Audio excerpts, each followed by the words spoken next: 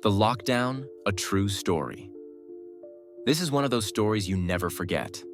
It happened during a typical boring Friday afternoon in 7th period calculus. The kind of day where everyone is counting down the minutes until the weekend, especially since spring break was just around the corner. Our class was lucky. No tests that day, unlike most of my friends in other classes. Our teacher, who was always pretty chill, decided to kill time by playing games with us on Sporkle.com. We were midway through a brand logo quiz when it happened. I remember it so clearly.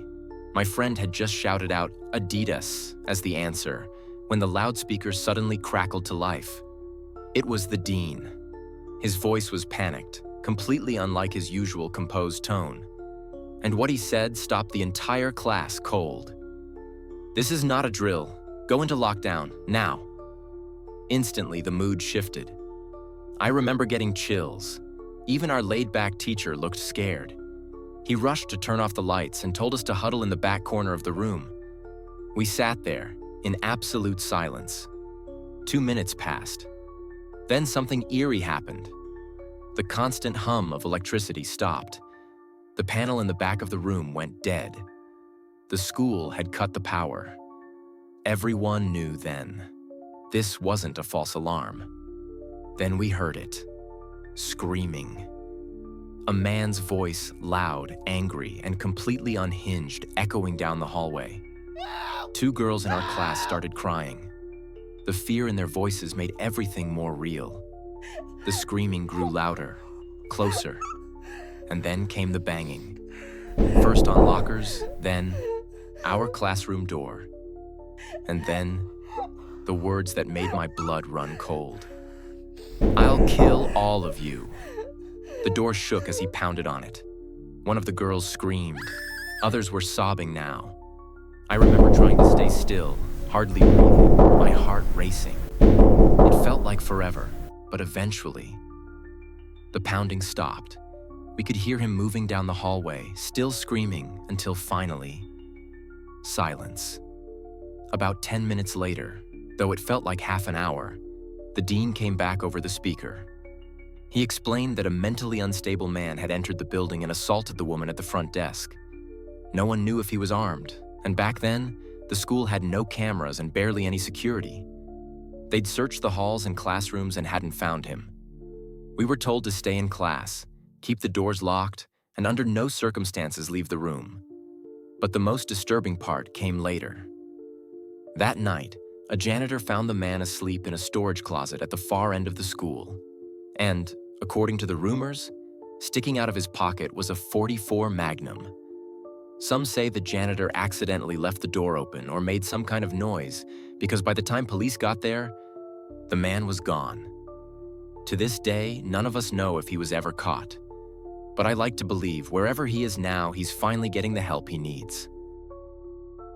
The Man at the Window. A lockdown story. My middle school has 2 lunch periods. The first one is for all the 6th graders and half of the 7th graders. The second is for the rest of the 7th and all the 8th graders. This story happened during the first lunch period, early October on a rainy, overcast day. I was in the lunch area with my friends when I heard it. 4 loud booms. At first, I just assumed it was thunder. But almost instantly, kids around the lunch area started screaming and panicking. I honestly thought they were just overreacting. That was until campus security stormed in, shouting at everyone to get inside the multi-purpose room. Kids who were in line for lunch were forced to throw their food away and rush inside. I remember being herded in with a huge group of students, all confused, nervous, whispering. Nobody knew what was going on. Our multi-purpose room is huge. One of its walls is entirely made of glass, looking out toward the street. As soon as we were inside, staff rushed to close all the curtains, covering up the view. Adults stood guard at every exit. That's when it started to feel serious.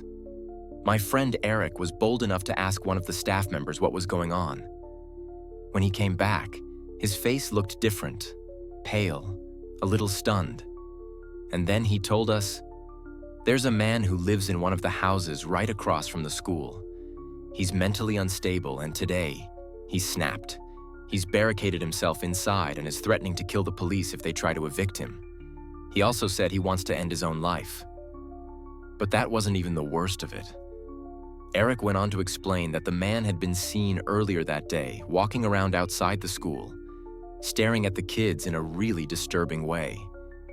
And to make things worse, someone confirmed he was a registered sex offender. The school went into full lockdown mode.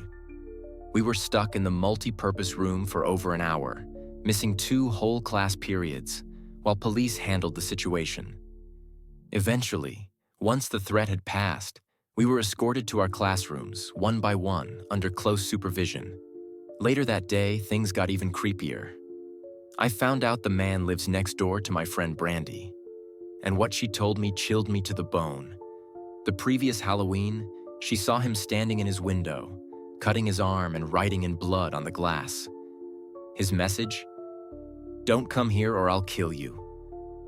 At the time, Brandy thought it was just a Halloween stunt. Something edgy and gross, maybe a sick joke. But after that day's lockdown, none of us were laughing. We realized just how dangerous he really was, and how close we all came to something much, much worse. The Basement, a school lockdown story. I'm 22 years old, fresh out of college, and not long ago I got a job back at my old high school. I work as a kind of tech intern, tucked away in the school's basement, surrounded by servers and tangled cables. Now, the basement is cluttered and chaotic, for the most part. Old chairs, boxes, random electronics. But hidden in the back is this little office that's honestly a hidden gem. It has 3 big desks, 2 mini fridges, a flat-screen TV on the wall, and best of all, air conditioning, a luxury the rest of the school can't enjoy. I got this gig thanks to 3 of my former computer teachers who always had my back. They didn't just see me as a student. We actually became friends over the years, and they helped me land this job. Everything had been going great, until a few weeks ago. It was a normal day. I was down in the basement office alone during my lunch break, eating a sandwich while my coworkers, Dave and Gary, were upstairs. That's when I got the call from the front office. The school is on lockdown. This is not a drill. Someone possibly armed is inside the building. I froze. The office I was in didn't have a door, just an open entryway. Worse, the main basement door didn't even have a working lock. So I did the only thing I could. I turned off the lights and my computer monitor, and I stayed completely still. I texted Dave and Gary for updates, but got no response. I sat there in total silence for 20 minutes. I couldn't hear anything from upstairs, and I wasn't allowed to make calls. So I waited, nervously, playing games on my phone, trying to stay calm. Then, the basement door creaked open. The sound echoed through the empty space, and I immediately sat upright. Someone was walking down the stairs, fast. Their footsteps got louder, closer, until they reached the office entrance. I dove under my desk. Whoever it was entered the room, but didn't say a word. They didn't even turn on the lights. They just stood there. My heart was pounding so hard, I thought they could hear it. The silence was suffocating. And then, my phone buzzed. A text. The sound pierced the silence like a siren, and I felt my blood run cold. I clenched my teeth, praying they hadn't heard it. But they had. The footsteps moved toward me. I panicked. I thought I was about to die, so I did the only thing I could. I burst out from under the desk, hands up, and begged, "Please don't shoot." The man grabbed my arm, but instead of hurting me, he said, "It's okay, I'm just hiding down here with you. What's going on up there?" He wore a red plaid button-up, jeans, and a dark red and black cap. He seemed calm, too calm. I whispered that I didn't know much, just that there was a lockdown. Then he asked, "Is there an exit down here?" I pointed in the direction. But before he could leave, I asked, "Wait, who are you?" He paused, and then gave some vague explanation. Said he came to pick up his son, and a teacher told him to hide down here. That's when I checked my phone. The text I had received was from Dave, and what I read made my stomach drop. "Dude, this is insane. Some guy with a gun shot Mr. Buckley. He's wearing a red shirt and hat. Whatever you do, don't come upstairs." I looked up slowly at the man. Red shirt, red hat. He noticed me staring. My instincts kicked in. I ran, bolted straight for the basement stairs. A gunshot rang out behind me.